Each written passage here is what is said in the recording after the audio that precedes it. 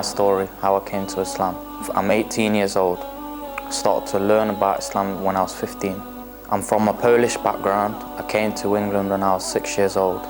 Obviously because my family came out of poverty and stuff like that, and they wanted a better life for me, and they came to England. So at my childhood, I was 6.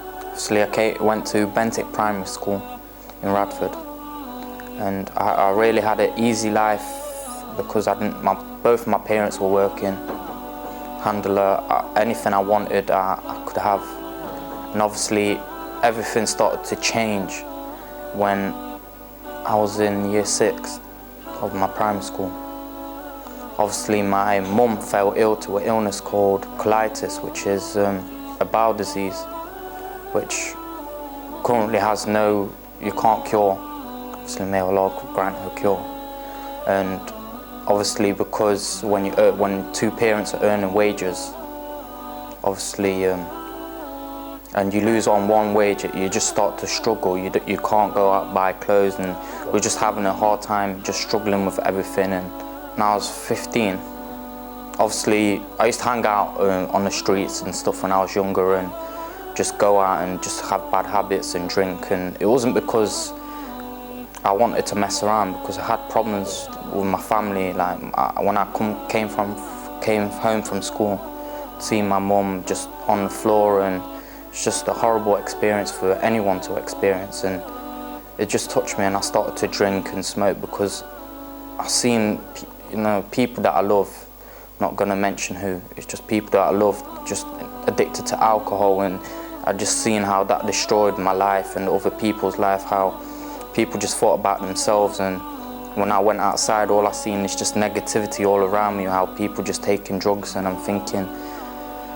at the time I didn't have Islam, because obviously I come from a Christian background, a Catholic, and I'm thinking, at the time, I had lots of friends because I'm always hanging around doing this. And obviously, in 2009, my mum fell ill. And afterwards, my brother had a wedding, Catholic wedding. So obviously I got to experience that and how they used to drink and stuff like that. And then obviously when I was going through that hard time, obviously I had a girlfriend. So obviously Allah makes everyone experience different things in life, and obviously I had a girlfriend for 2 years. So obviously when I was going through the struggle, my girlfriend was supporting me. And obviously when I was 16, I broke up with her. Obviously it was near the end of school. So obviously I had lots of friends, and obviously because I was learning about Islam, people, my own friends, they just turned their back on me. They didn't want to listen. Obviously a few friends was here and there. And obviously my own friends gave me down, Muslim friends, so obviously they stick with me obviously whilst I was in school.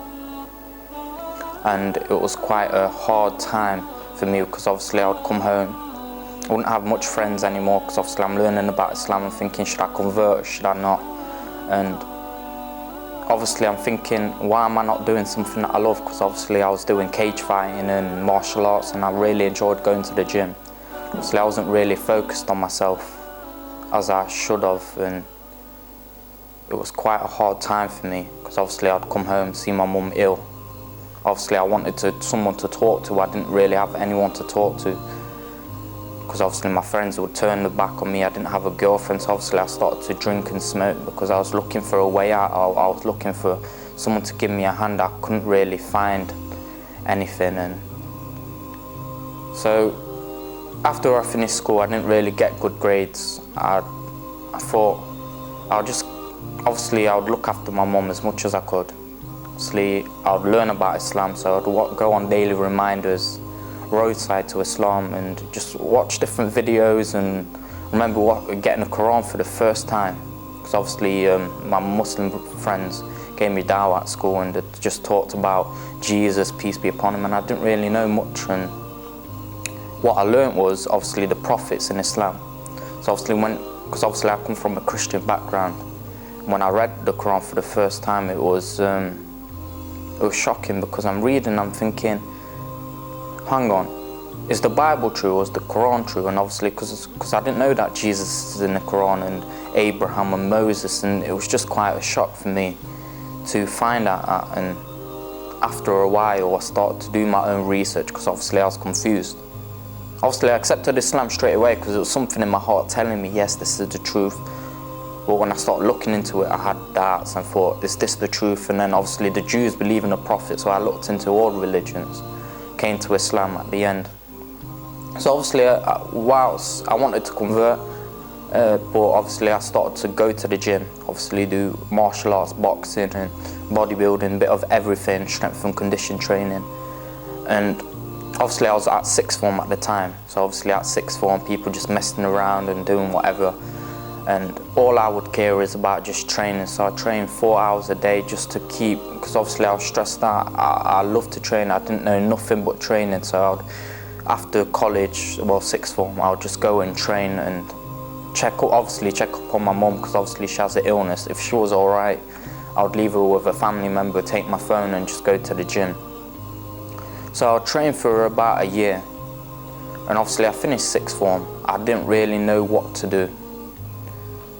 So I was confused, so obviously I went to Central College, but I just didn't really know what to do, so I dropped out.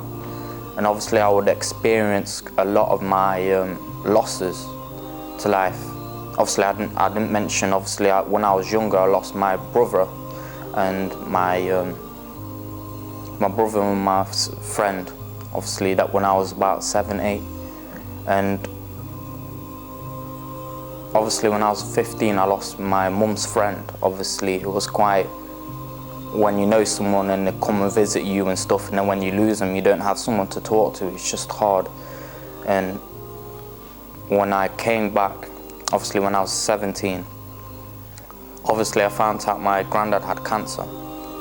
So obviously it was hard because obviously he lives in Poland. I couldn't hug him, I couldn't really tell him that I love him, because obviously I could call him, but it was just I couldn't hug him and tell him that I love him. And obviously I started to question myself and started thinking, should I make a career out of boxing or cage fighting? Because that's what I loved. That's all I knew. When you train, when you give so much hours into something, when you spend so much time doing something you love, you don't want to give it up. But I thought, Islam's the truth. I came so far, did research for 3 years. You know, I've been through so much. Am I just going to give it up, or am I just going to chase this world and do whatever I want and build a career and have millions? And I thought I'd give it up because it's the right thing to do, to give it up, because I want to please my Lord on the Day of Judgment.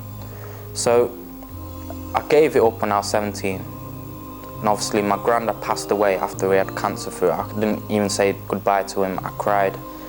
It was quite a hard experience. And obviously when that was happening, my brother, obviously he had, I don't know what it's called, a bowel disease or something like that, I'm not sure. And obviously he's going through this now and he's paying for medication, because obviously in Poland it's quite different. Obviously you could wait for a doctor, but obviously if he needed urgent medication, and obviously he's paying for medication now, he's paying quite a lot of money for it, just to keep him alive. And my mum would send money, and it's just quite hard to think about. So I took my Shahada with a brother from Birmingham, so I got in contact. He supported me, he would call me and just to see how I was. He came from Birmingham all the way to Nottingham, and he just talked to me, he just supported me and advised me to come to Nottingham Islam, which I contacted earlier. But obviously the shaitan, the devil, came and tried to misguide me from the path. So obviously I was thinking at the time, should I take my Shahada, should I not? So I took my Shahada with the brother, and obviously over the phone. And obviously I contacted Nottingham Islam after 3 months. Obviously I was depressed, I didn't really work out, I was just depressed, I didn't know what to do. I'd see a lot of things with my mum, and so I took my Shahada with the brother. I met the brothers at a dinner. Obviously I messaged Nottingham Islam on Facebook, and after a while I met them up with a dinner. They supported me from learning how to pray and just taught to me how did I not become Muslim, but do I believe in Allah and the prophets. And obviously I went to the Masjid Umar obviously to pray.